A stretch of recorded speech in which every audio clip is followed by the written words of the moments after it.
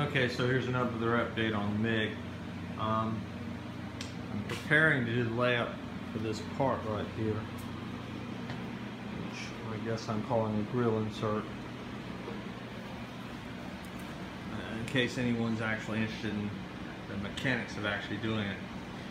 This tape here is mostly going to be just to keep the resin from leaking up into the foam itself, and also to keep it where I can break it loose from the car, because it's actually going to, the glass is going to come all the way up into this crack right here, and I'll have to break this whole part off the car in one shot.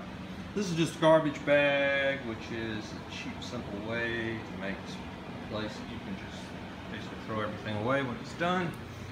They're going to be 3 separate parts, or the part's going to be made out of 3 separate pieces. This is the corner piece, which I made a pattern out of.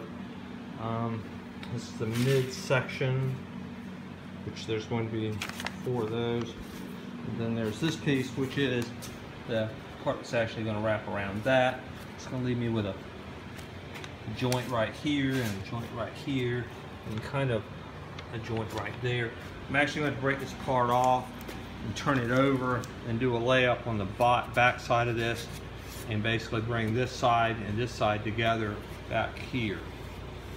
So the part will be very strong and hopefully dimensionally stable. So I'm gonna cut the glass. I have a roll of fiberglass here, which is the way I do things.